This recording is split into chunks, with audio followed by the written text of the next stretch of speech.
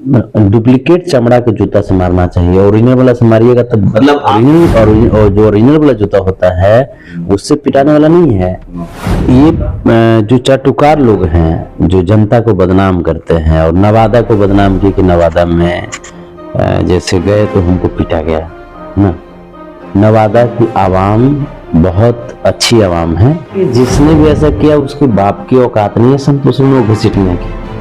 उसके माँ बाप ने अगर उसको इतनी ताकत दी है चाहे शब्दों में या किसी भी चीज में, वो आए मेरे से सामने बैठ कर इंटरव्यू करिए। ऐसे ऐसे चाटुकार जो कि जो नवादा को बदनाम किया, वो तो बहुत अच्छा किया वहाँ के इंसान ने जो ऐसे ऐसे का बढ़िया से वहाँ पे स्वागत किया। प्रिंट मीडिया हो जाए, इलेक्ट्रॉनिक मीडिया हो जाए, ये सभी लोग मिल करके बिहार की जो छवि जो बनाए थे बेहतर छवि, ये तमाम चाटुकार मिल करके इस छवि को बर्बादा हुआ है। एडेंस है मैं नवादा से ही मैं आ रहा हूँ। उन जहाँ पे 6 लोग आत्महत्या किए थे उन्हीं के परिजनों से मिल करके मैं आ रहा हूँ।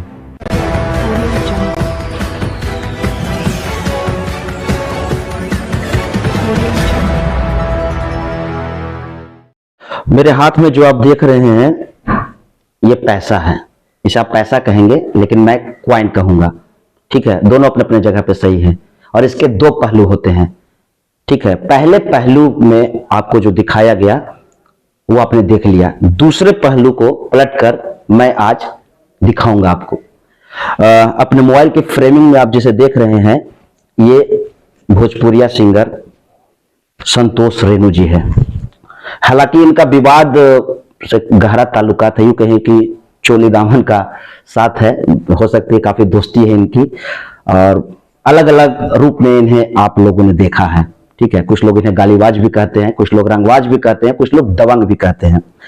और हाल ही में एक विवाद शुरू हुआ है चेक को लेकर। ये एक चेक दिए थे एक पत्रकार को, उनकी हत्या कर दी गई थी महीनों पहले और उसी के दौरान ये गए थे, मुलाकात किए थे और उसके बाद इन्होंने चेक दिया था।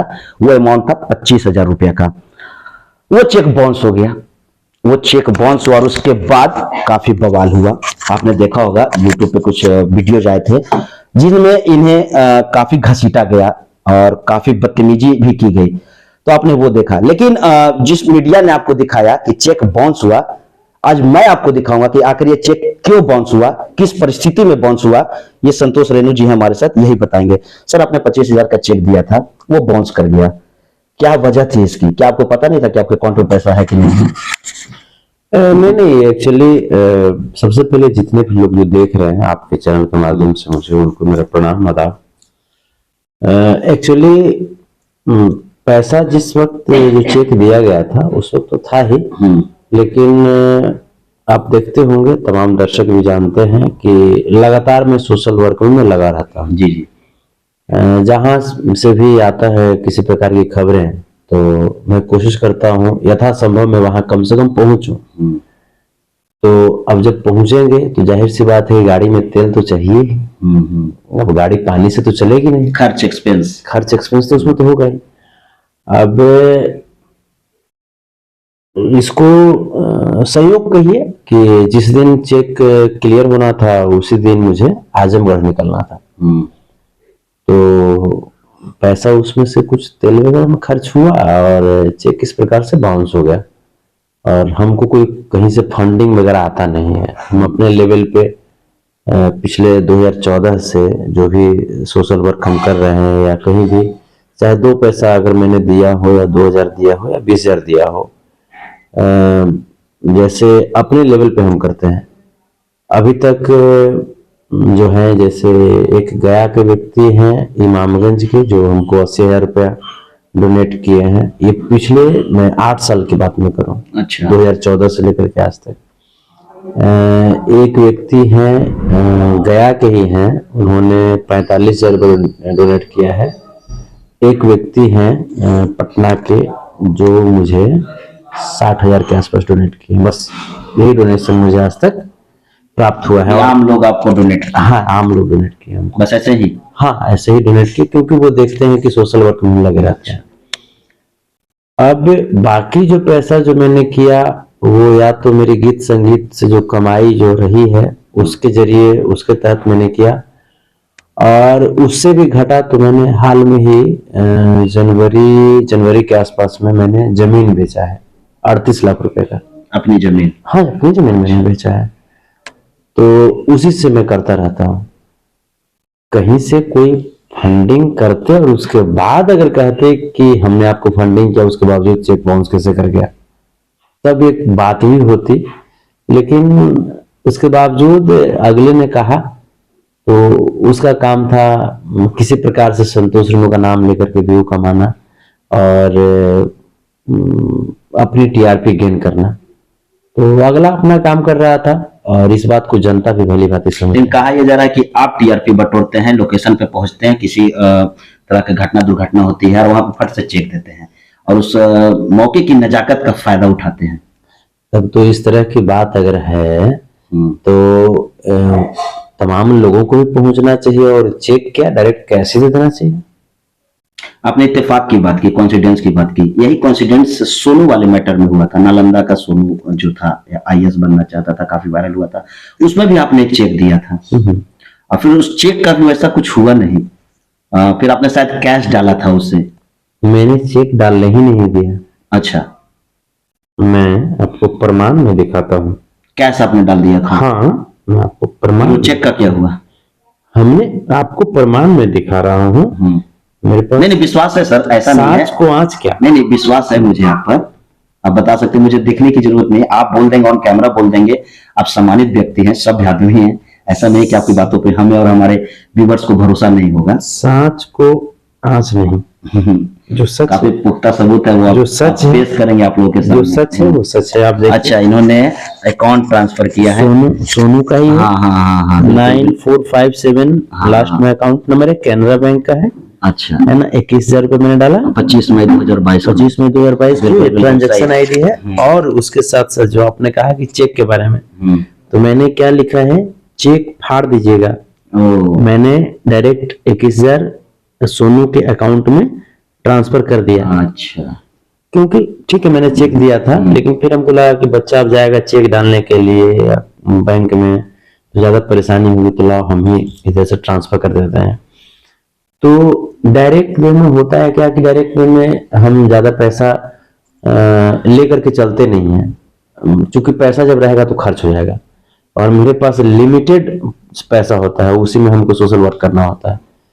तो जैसे 5,000 मैंने सोनू को डायरेक्ट दिया था, चापाकल ऐसा कुछ गड़वाना था जिसके लिए, और फिर 21,000 का चेक दिया था, जो फिर हमको लगा कि क्या जाएगा, हमने फिर डायरेक्ट उसको डाल दिया। फिर मैंने कहा कि चेक फाड़ दीजिएगा। चेक फाड़े नहीं फाड़े मैंने पूछने भी नहीं गया, लेकिन विश्वास है, विश्वास के बदौलत ही धरती चल रही है। बिल्कुल निजी संपत्ति है आपकी और उसमें कोई हस्तक्षेप नहीं कर सकता है। लेकिन जिस तरह से इसे प्रेजेंट किया गया है, ये चेक को लेकर जो 25,000 रुपए का मात्र चेक था और उसमें बाउंस हो गया, गलती किसी की भी नहीं है, परिस्थिति वैसी हो गई, आपको अचानक से निकलना पड़ा। लेकिन जिस तरह से इस मैटर को लेकर छीछा लेदर किया गया, काफी घसीटा गया आपको, उसके बारे में आप क्या कहना चाहेंगे? देखिए, जिसने भी ऐसा किया उसके बाप की औकात नहीं है संतोष रेणु घसीटने की, है ना। लेकिन मैटर है कि वो अगर उसकी कैपेसिटी है, उसके माँ बाप ने अगर उसको इतनी ताकत दी है, चाहे शब्दों में या किसी भी चीज में, तो वो आए मेरे से सामने बैठ करके इंटरव्यू कर ले। उसका पतलून गिला ना कर दूं तो फिर मेरा नाम संतोष रेणु यादव नहीं। लेकिन उसको पता है कि पीठ पीछे संतोष रेणु के बारे में बकता रहता है ताकि टीआरपी मिल जाए, उसे व्यू मिले। और जो परिवार, जो गोकुल यादव का परिवार है, तो गोकुल यादव के परिवार इन चीजों को समझ नहीं पाए। गोकुल यादव के परिवार बार बार मुझे कह रहे थे कि जैसे ये जो लोग हैं, जैसे गोकुल यादव की हत्या के बाद जो चीजें एफआईआर जो लॉन्च जो किया गया, तो उसमें ये मैंने 4 यादव समाज के लोग हैं और एक मुस्लिम समाज के लोग हैं जिनको आरोपित बनाया गया। अब है क्या कि फिर जब वहां से हम आए, तो आने के बाद तमाम लोग मुझे कॉल करने लगे वहीं से, जैसे उनके गांव के इर्द गिर्द से लोग बोलने लगे कि आखिर ये समझिए कि गोकुल यादव की हत्या हुई और उस हत्या में 4 आरोपी यादव हैं और एक मुस्लिम समाज का है, तो आखिर अपना समाज ही अपने समाज को क्यों मारेगा? अगर ठीक है, अगर उन लोगों का आरोप सही भी है तो क्यों मारेगा? जाहिर सी बात है कहीं ना कहीं गोकुल जी की भी कुछ न कुछ खामियां रही होगी। फिर मैंने इन बातों पे ज्यादा गौर नहीं किया, लेकिन वो लोग हमको एक बात बोले थे कि रेणु जी आप भरोसा किए गोकुल यादव के परिवार पे, आप आए हैं ना, आप एक गलती कर दीजिए, अगर आपको लगता है कि वो यादव समाज से है और यादव समाज की मान मर्यादा को रखेगा, तो आप एक गलती कर दीजिए, अगर वो आपको भी अगर कष्ट नहीं पहुंचाए, उन्होंने जो शब्दों में कहा मैं उस शब्द को नहीं कह सकता हूं, उन्होंने कहा कि अगर आपको भी अगर तार तार बेइज्जत नहीं कर दिया तो फिर भी कहिएगा कि हाँ कोई व्यक्ति मुझे कहा था। ये हो सकता है कि सोची समझी चाल हो, क्योंकि वो लोग जो वहां के स्थानीय जो लोग हैं वो लोग तो जानते हैं ना, जैसे आप जहां पे हैं, जहां पर प्रतिदिन लोग आपसे घुल मिल रहे हैं, प्रतिदिन मुलाकातें हो रही है, वो लोग तो जरूर आपके बारे में जानते हैं ना। सोनू को तो आपने पेमेंट कर दिया था, लेकिन अब जो ये चेक बाउंस हुआ, बवाल हुआ, अब आप क्या करेंगे? क्या पैसे उन्हें देंगे 25,000 या क्या, बताइए। नहीं, संभव नहीं है ना। अच्छा, आप नहीं देंगे? काहे को? अब मिलियन व्यू आ गया तो पैसे की क्या जरूरत है? नहीं, वो तो मिलियन व्यू किसी और को आया, वो मिलियन व्यू किसी और यूट्यूबर को आया, बट उन परिवार को तो ऐसा लाभ नहीं मिला जिसके लिए आप वहां गए थे, वादे और दावे किए थे। उस यूट्यूबर को चाहिए, उस परिवार वालों को चाहिए, वो परिवार वाले अगर चाहते तो मेरे पास पटना कोई दूर तो नहीं है, बिल्कुल। वो चाहते तो आकर के वो हमसे मुलाकात करते, आकर के बैठते, जबकि मैंने कहा भी था जब चेक बाउंस हुआ था तो उसी परिवार के एक सदस्य से बातचीत हुई थी, सुधीर नाम का एक लड़का है, तो उन्होंने कहा कि भैया चेक बाउंस हो गया। हम कहा हाँ हमको भी पता है, जो आप या तो अकाउंट नंबर दे दीजिए, मैं अकाउंट में डाल दूंगा, और नहीं तो किसी को भेज दीजिएगा।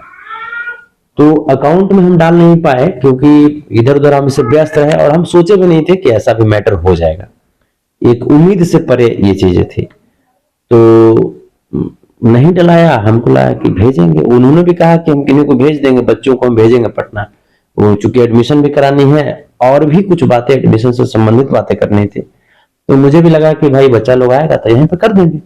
और मैंने यहाँ तक लिखा है, कहिएगा तो वो भी प्रमाण हम आपको दिखा देंगे। नहीं है विश्वास। मैंने यहाँ तक लिखा सर कि सिर्फ 25,000 से ऐसा नहीं समझ गया कि हमारा काम पूरा हो गया। बच्चों को पढ़ाने के लिए आगे भी जो हमसे बनता रहेगा, लेकिन अब नहीं करेंगे, ये रिवेंज, बदला, गुस्सा, आक्रोश? नहीं सर, गुस्सा नहीं है। इसे है क्या कि इस प्रकार से मदद नहीं लिया जाता है, मदद लेने का ये तरीका नहीं होता है।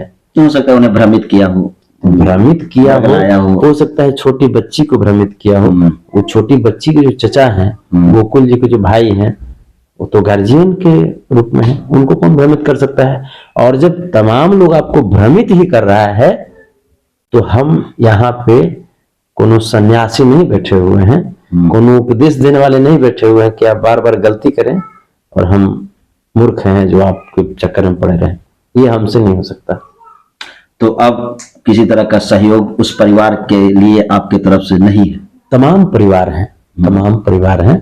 जैसे हम अभी तक तो वो चेक दिया गया था गोकुल यादव के बच्चों को पढ़ने के लिए, हम पढ़ाई में ही, चूंकि मैं अपने हिस्से का जो पैसा मैंने अपने माइंड सेट कर लिया कि इसको मैंने डोनेट कर दिया है, तो उससे दुगना 25,000 का चेक था, मैं 50,000 रुपये में डोनेट करूंगा उसी गांव को या गांव के आसपास में कहीं ना कहीं, जो मान लीजिए कि गरीब गुरबे जो होंगे, मैं भी गरीब हूं, लेकिन वैसे ही हमारे जैसे गरीब गुरबे के जो बच्चे होंगे उनको पढ़ने के लिए कॉपी किताब बांट देंगे, या कहीं भी स्कूल में अगर शौचालय नहीं होगा या किसी तरह की अव्यवस्था होगी तो वहां पर हम कोशिश करें कि उन पैसों का यूज हो जाए ताकि तमाम बच्चों को फायदा हो सके। किसी तरह का सूचना दी गई थी चेक डालने से पहले कि मैं चेक डालने जा रहा हूं, जिस करेंट डेट में आपने चेक काटा होगा उसके आसपास उस परिवार की तरफ से कोई फोन कॉल्स आया था कि मैं चेक डालने जा रहा हूं संतोष रेणु जी? हाँ आया था। जो सच है सर, आपने मना किया था या रोका? नहीं, जैसे मैंने ये कहा था कि 23 तारीख के बाद, 23 अगस्त के बाद कभी भी डाल दीजिएगा।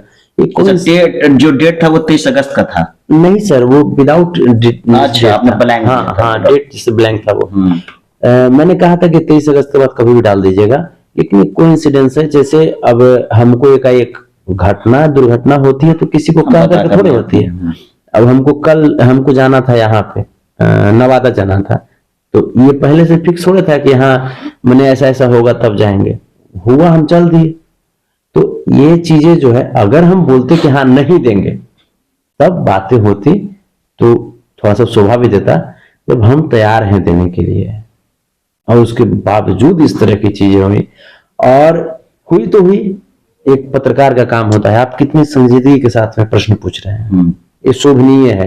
एक पत्रकार का काम है कि जहां पे गलत हो रहा हो आप गलत को उठाइए, बताइए लोगों को कि हाँ ये गलत हो रहा है और सच का साथ दीजिए। सर आपने पत्रकारिता का नाम लिया तो मैं बता दूं कि पत्रकार दोनों पक्षों को दिखाता है, लेकिन आज के जो यूट्यूबर है ना वो एक पक्ष को दिखाता है, टीआरपी, व्यूअर या सब्सक्राइबर को बढ़ाने के लिए। और आप खुद एक ब्रांड है, आपके आसपास जितने भी यूट्यूबर सटेंगे ना वो खुद बूम कर जाएंगे।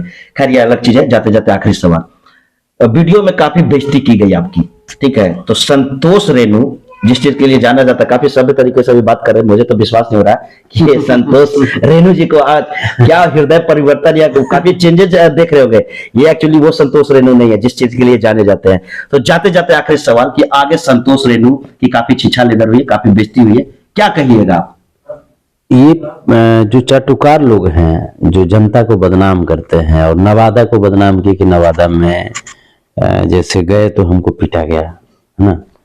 नवादा की आवाम बहुत अच्छी आवाम है, और आप इस ये समझिए ना, मेरे पास तो एविडेंस है, जिस जगह पे इन चाटुकारों को जैसे पीटा गया वहां के लोग बुरे नहीं हैं, ये लोग बुरा किया है और तब जाकर के ऐसा हुआ। इसी जगह पे तो हमको तो फूल छिड़क करके सम्मानित किया गया है। मैं आपको दिखा देता हूं, प्रमाण है मेरे पास। कैसे इन चाटुकारों को तो हक नहीं होता है कुछ कहने का, ये जनमानस को बदनाम करते हैं। ये देखिए ना, मेरे पास एविडेंस है। मैं नवादा से ही मैं आ रहा हूँ, उन जहाँ पे 6 लोग आत्महत्या किए थे उन्हीं के परिजनों से मिलकर के मैं आ रहा हूँ। तो लोग अपनी करनी से पिटा रहा है। ये लोग अभी ये लोग को डुप्लीकेट चमड़ा के जूता से मारना चाहिए, ओरिजिनल वाला से मारिएगा तब। मतलब आप जूतों से सम्मानित करना चाहते हैं लोग? बिल्कुल बिल्कुल, ये ओरिजिनल और जो ओरिजिनल वाला जूता होता है उससे पिटाने वाला नहीं है। ये बोलता है एक कौन बिहार, बरान बिहार करता है, बरान बिहार, ये बिहार को बर्बाद करने की ओर चल चुका है, बिहार की छवि को बर्बाद कर रहा है। ये अयोध्या से आए हैं, तो वही नाम कर रहे हैं कि पहले तुम जा करके बरान, तुम पहले अयोध्या बनाओ ना, बरान यूपी बनाओ ना, है? और बिहार में तमाम जो पत्रकार हैं, तमाम जितने भी जो चाहे पोर्टल न्यूज वाले हो जाएं, प्रिंट मीडिया हो जाएं, इलेक्ट्रॉनिक मीडिया हो जाएं, ये सभी लोग मिल करके बिहार की जो छवि जो बनाए थे, एक बेहतर छवि, ये तमाम चाटुकार मिल करके इस छवि को बर्बादा हुआ है। ऐसे ऐसे चाटुकार जो कि जो नवादा को बदनाम किया। देखिए सर, हमको पता है कि उसका कोई अस्तित्व है नहीं, उसका कोई अस्तित्व नहीं है सर। हम बात ही उसकी करते हैं जिसके अंदर कोई बात होती है। जैसे तमाम, जैसे जहां भी आप देखते होंगे हम लताते हैं, जहां पे गलती होती है, चाहे बोल्डली, ओपनली, हाँ ओपनली बोलते हैं, तो उनमें कुछ बातें होती है तभी बोलते हैं। अब इसको हम क्या बोलें, इसके अंदर कोई बात ही नहीं है। जिस व्यक्ति को पैसा हम दे देंगे, अगर नहीं है तो हमसे ले लीजिए, तो हमको तो लगता है कि तब तो दे दिया हुआ है 1 लाख रुपया, भाई इतना व्यू तो कमा ही लिया ना। ये दीपक शर्मा वाले मैटर में हम तो, ये वहां गया था किस लिए? पैसा कमाने के लिए सर। ये वहां पैसा कमाने के लिए गया। मैं किस लिए गया था? पैसा गंवाने के लिए। सर वहां जब मैं गया था तो 15 से 20 हजार रुपया मैंने खर्च किया था पहुंचने में। क्या 15 से 20 हजार रुपया कहीं पेड़ में पड़ता है सर? नहीं, सही बात है। आखिर पैसा तो खर्च हुआ। तो पैसा खर्च करके मुझे वहां से क्या मिला? मुझे वहां से गाली मिला, मुझे वहां से अपमान मिला। लेकिन उसके बावजूद मेरी शुभकामनाएं हम बच्चों के साथ, खूब आगे बढ़िए, भविष्य में आप आगे बढ़िए और समाज सेवा में आप भी आगे आइए, और उसके बाद आपको एहसास होगा कि समाज सेवा करना कितना आसान है या कठिन है, अगर आप सच्चे हृदय से करते हैं तो।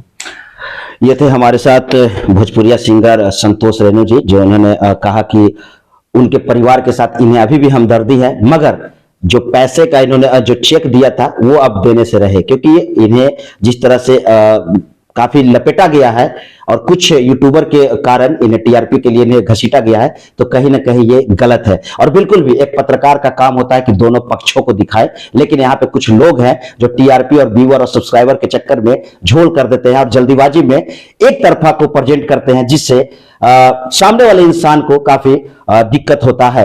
ये सभी व्यक्ति है, सम्मानित व्यक्ति है और भोजपुरी समाज में इनकी एक जगह है, वो कहीं ना कहीं धूमिल करने की कोशिश की गई, लेकिन ऐसा हो न सका। और अगर हमारा खबर अच्छा लगा तो चैनल को जरूर सब्सक्राइब करें और तमाम छोटी बड़ी खबरों के लिए देखते रहे हमारे चैनल को। तब तक मुझे दीजिए इजाजत। कैमरा पर्सन धर्मेंद्र के साथ मैं विशाल चौहान, पटना।